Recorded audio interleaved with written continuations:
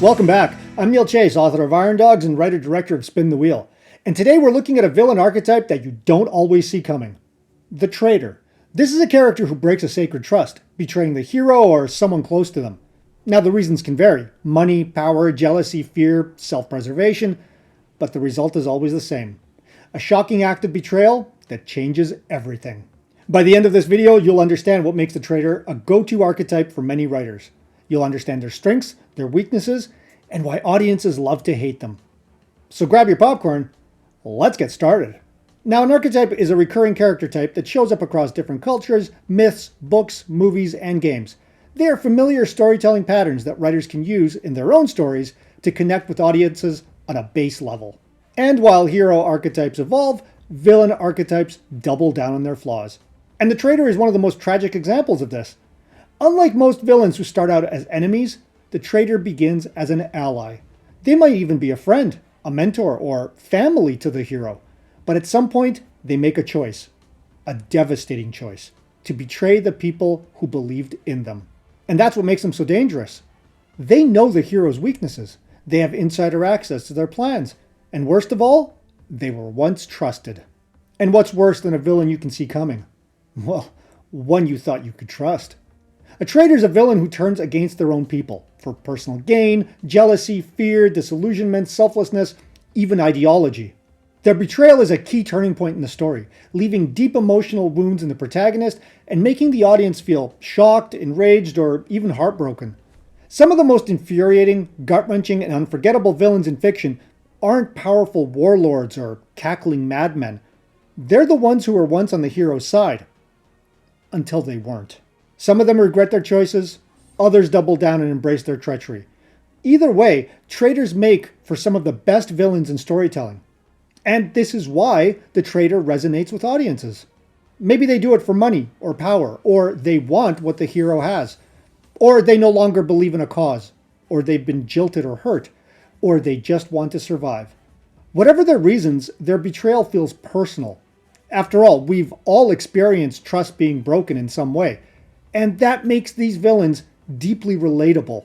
And let's face it, there are so many real-life traitors in history to pull from. Benedict Arnold, Brutus, Judas Iscariot, the Rosenbergs, and just like in real life, traitors create some of the most shocking plot twists in fiction. They challenge the hero not just physically, but emotionally, forcing them to question every relationship and who they can trust from that moment on. As such, traitors have a couple of great strengths. First, they create instant conflict. A betrayal isn't just a plot twist. It's a moment that shatters trust, raises the stakes, and emotionally wounds the hero. The moment a traitor reveals themselves, everything changes. The hero has to rethink their plans, question their allies, and deal with the emotional damage of being betrayed. A great example of this is Scar in The Lion King.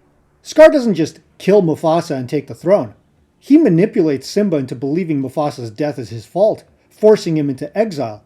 The betrayal isn't just about power, it's about destroying the hero's confidence, making Simba doubt himself for years afterwards.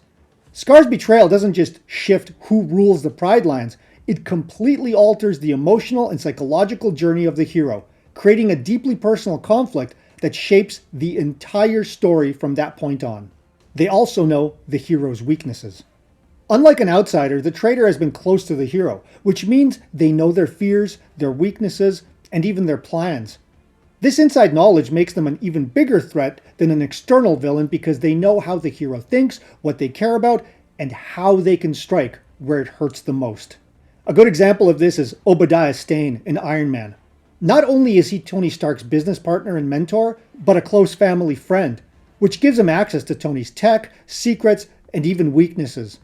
Instead of a direct attack, he uses his position of trust to try and take out Stark from the inside, first by having him kidnapped and trying to have him killed, and then by stealing his designs and creating the Ironmonger suit for himself. Because Stark doesn't suspect him at first, Stane is able to maneuver behind the scenes, taking advantage of Tony's vulnerability and inherent trust before he even realizes what's happening.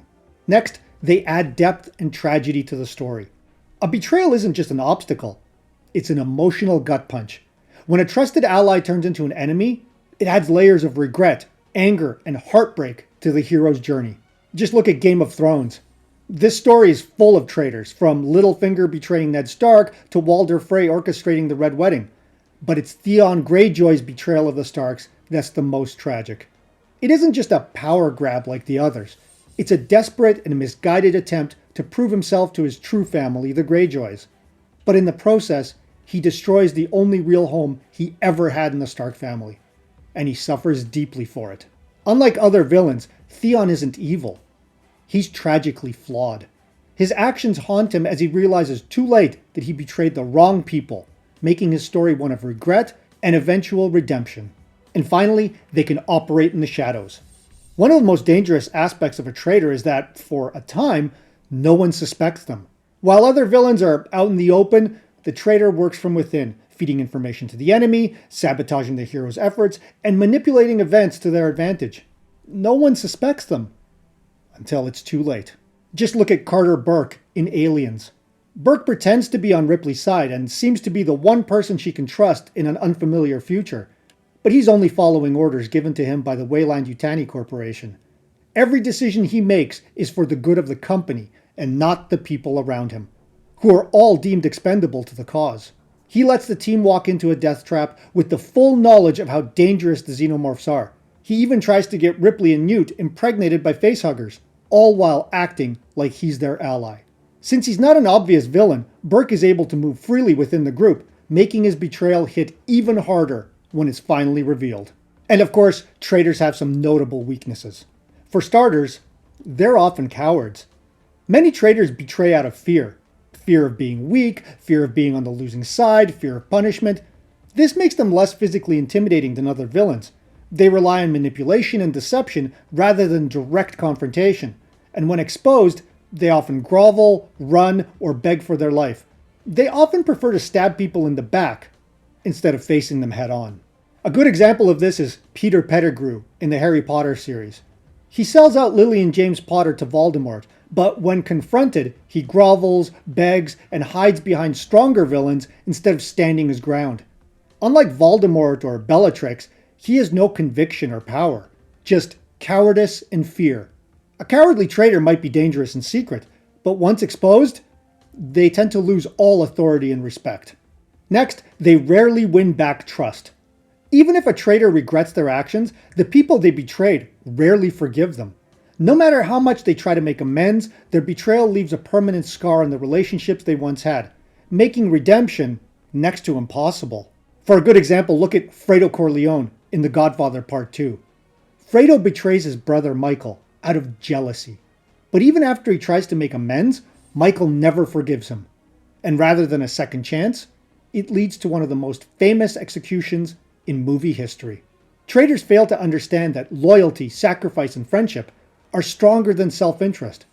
And what's worse, sometimes what's done can't be undone. Next, their betrayal tends to isolate them. Many traitors think that betraying someone will guarantee them power, protection, or safety, but really it's more likely to leave them completely alone, vulnerable, and even expendable. They fail to realize that turning against people who trusted them often leads to their own downfall. Just look at Prince Hans in Frozen. He plots to marry Anna, kill Elsa, and then take the throne. But he underestimates Anna's loyalty, Kristoff's intervention, and Elsa's survival. Instead of becoming king of Arendelle, he ends up humiliated, imprisoned, and forgotten. Once a traitor is exposed, they're often isolated and powerless, having burned all of their bridges in the process. Because of their actions, even their new allies don't trust them, making them vulnerable from all sides. And finally, they often underestimate loyalty. Traitors assume that everyone is as self-serving as they are, but they fail to account for true loyalty, selflessness, and friendship. While they expect others to abandon the hero just as they did, they're often shocked when people remain loyal despite the odds, proving that genuine friendships and alliances are often stronger than greed or fear. A great example of this is Cypher in The Matrix. He betrays Neo and the rest of the team in exchange for a fake, comfortable life inside the Matrix. He believes that Morpheus' team is weak and will fall apart without him. But what happens? Well, they fight back. Tank survives his attack and stops Cypher before he can finish his betrayal. Cypher assumes that his selfishness will be rewarded, but instead, he dies alone, betrayed by his own miscalculation. Traitors often assume that they'll come out on top, but their scheming can backfire spectacularly. So with that in mind, here's some more iconic examples of the traitor villain archetype. Grima Wormtongue in The Lord of the Rings. As an advisor to King Theoden of Rohan, he secretly works for Saruman, poisoning the king's mind with lies and manipulation to weaken Rohan from within. Wormtongue is a master of deceit, using whispers and psychological manipulation rather than brute force. His betrayal is slow and insidious, making him one of the most detestable yet fascinating villains in Tolkien's world.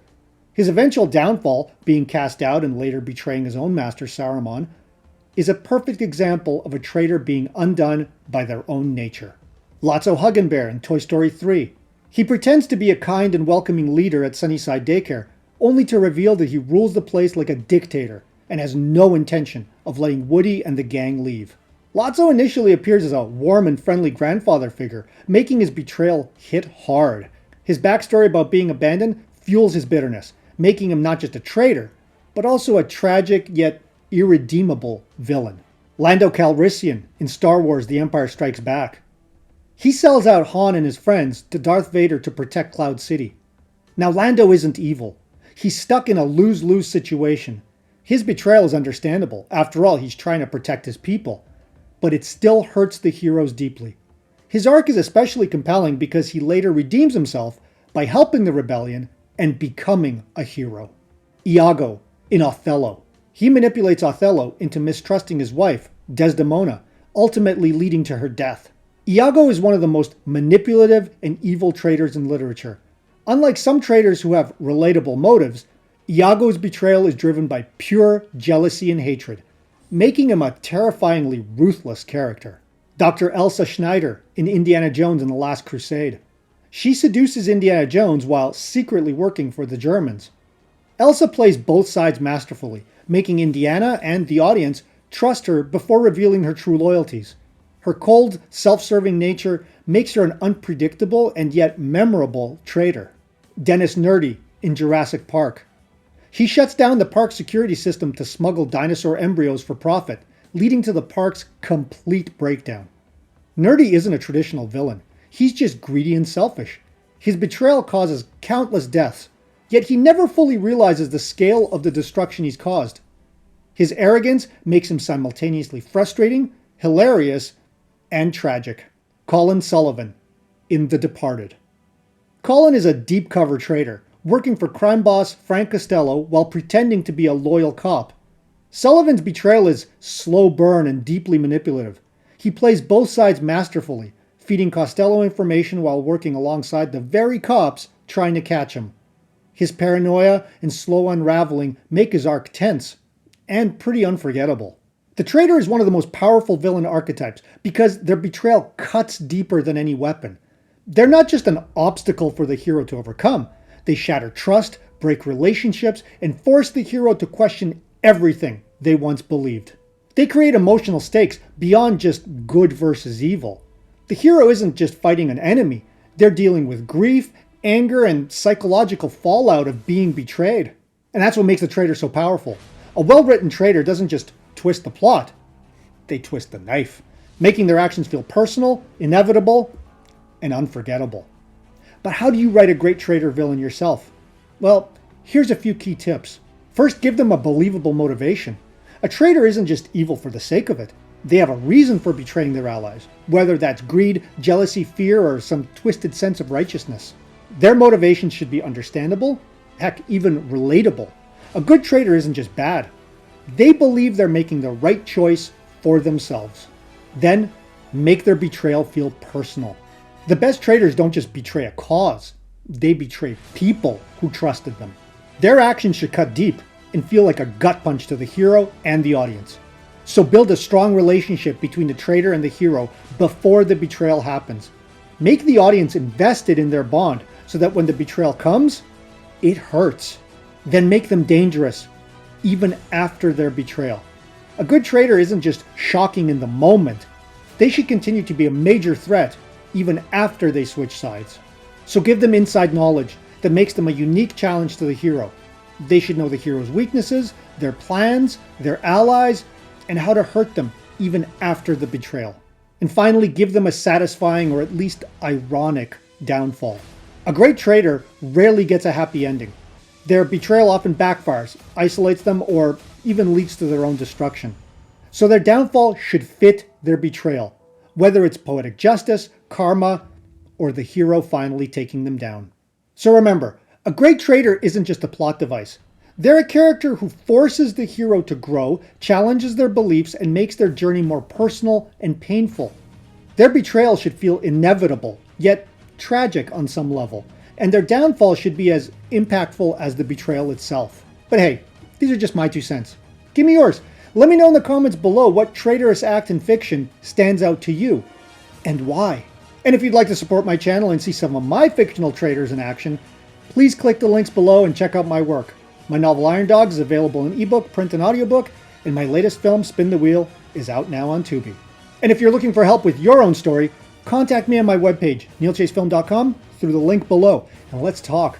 I've helped writers, filmmakers, and producers improve their stories and scripts, especially when it comes to the characters, dialogue, and action.